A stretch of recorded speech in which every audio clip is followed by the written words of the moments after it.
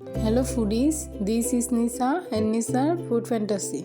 আজকে আমি আপনাদের সাথে শেয়ার করব tuna fish fry. Tuna fish fry বানানোর জন্য আমি এখানে 5-6টার মতো পিস নিয়েছি। আমি এটাকে ভালো করে ক্লিন করে নিয়েছি। আপনারা চাইলে যে কোনো মাছ দিয়ে ফিশ ফ্রাই বানাতে পারেন। প্রথমে আমি 1 টেবিল চামচ লবণ দিয়ে নিচ্ছি।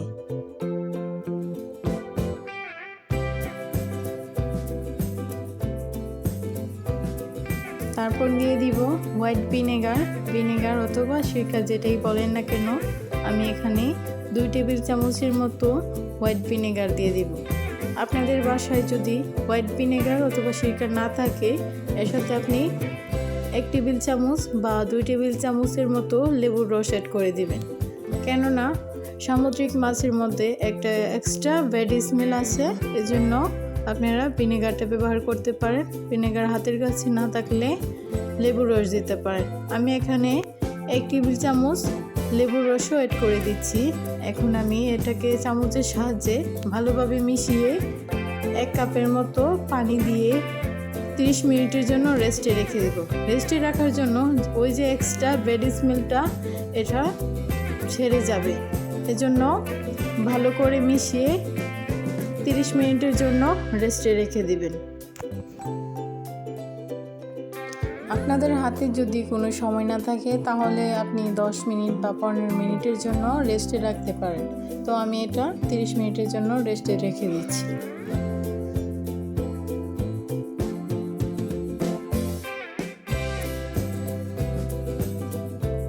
এখন আমি ফিশ ফ্রাই বানানোর জন্য একটা স্পেশাল মশলা রেডি করে নিচ্ছি।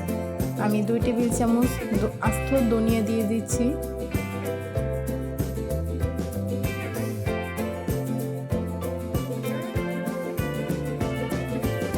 1.5 টেবিল চামচের মতো হলুদ সরিষা দিয়ে নিচ্ছি।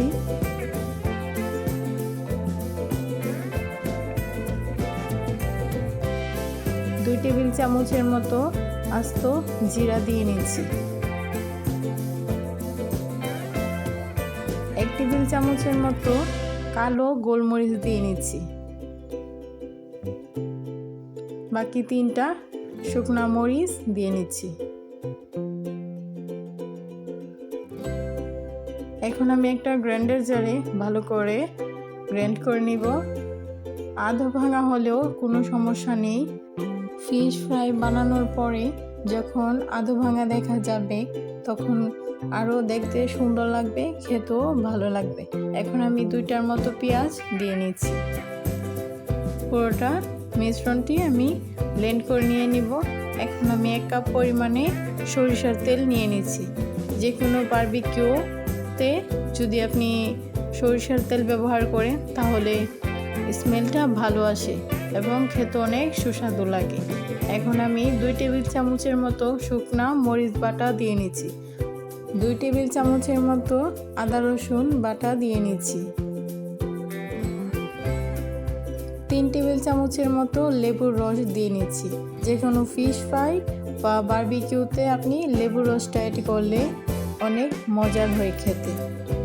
এখন আমি ব্লেন্ড করা মশলাটা দিয়ে নিচ্ছি।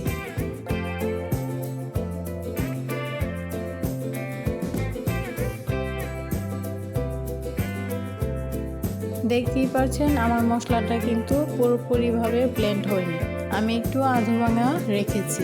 এখন আমি স্বাদ অনুযায়ী লবণ দিয়ে নিচ্ছি। আপনাদের যতটুকু প্রয়োজন ততটুকু অ্যাড করে নেবেন। 1 টেবিল চামচের মতো টমেটো কেচাপ দিয়ে নিচ্ছি। আমি এখন দিয়ে দিব ডার্ক সয়া সস। আপনাদের কাছে যদি নর্মাল সয়া সস থাকে, তাহলে আপনারা 2 টেবিল চামচের মতো সয়া সস অ্যাড করে দেবেন। আমারটা ডার্ক সয়া সস, এর জন্য আমি 1 টেবিল চামচ অ্যাড করে দিয়েছি। এই পর্যায়ে আমি সবগুলো মশলা ভালোভাবে মিশিয়ে নিব। ভালোভাবে মিক্স করার পর আমি একে একে সবগুলো মাছ এটার মধ্যে দিয়ে নিচ্ছি। সবগুলো মাছ ভালোভাবে মিশিয়ে, মশলার সঙ্গে ভালোভাবে মিশিয়ে, তারপর আমি 10-15 মিনিটের জন্য আমি রেস্টে রেখে দিই। আপনাদের কাছে যদি সময় না থাকে, তাহলে 5 মিনিটের মতো রাখতে পারেন।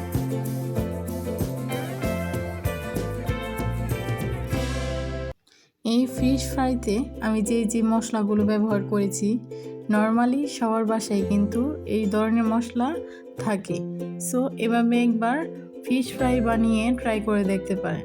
আপনার বাসার সবাই আপনার কাছে আবদার করবে যে একবার ফিশ ফ্রাই বানিয়ে খাওয়াও, একবার খেলে বারবার আবদার করবে।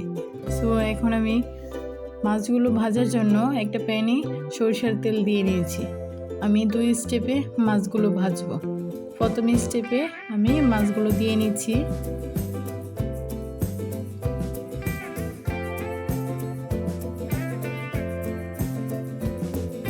মাছগুলো ভাজার জন্য আপনার অল্প পরিমাণে তেল হলেই হয়ে যাবে, বেশি তেল দেওয়ার কোনো প্রয়োজন নেই। তো আমি এই পর্যায়ে মাছগুলো উল্টিয়ে নিচ্ছি, 2 পাশই ভালোভাবে ভাজবো। তো আমি এক পাশ উল্টানোর পর আমি আবারও দ্বিতীয়বার মশলা অল্প অল্প করে এড করে দিচ্ছি, কেননা আবার এই পাশটা আমি আরেকবার করে ভেজে নিব। বেশি মশলাদার হলে এই মাছটা খেতে অনেক মজার হয়, যেহেতু এটা সামুদ্রিক মাছ। আপনারা চাইলে যে কোনো মাছ দিয়ে এভাবে ফিশ ফ্রাই বানাতে পারেন। মনে রাখতে হবে মাছটা ভাজার সময় একদমই চুলার আঁচটা কম করে দিবেন, তা না হলে মশলাটা পুড়ে যাবে, মাছটা ভিতরে কাঁচা থাকবে। এই জন্য দেখতেই পাচ্ছেন আমি চুলার আঁচটা কমিয়ে একবারে লো ফ্লেমে রেখে বারবার এপাশ ওপাশ করে উল্টিয়ে নিচ্ছি।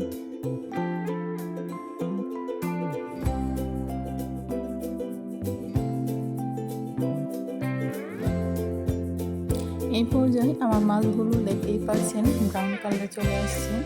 তখন আমি একে একে সবগুলো মাছ উঠিয়ে নিচ্ছি।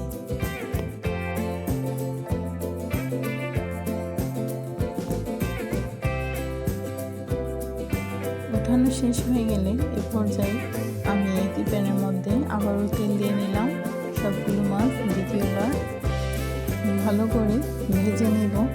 আমার মাছগুলো যখন ভাজা হয়ে যাবে একে একে সবগুলো মাছ আমি দিকে উঠিয়ে নিব।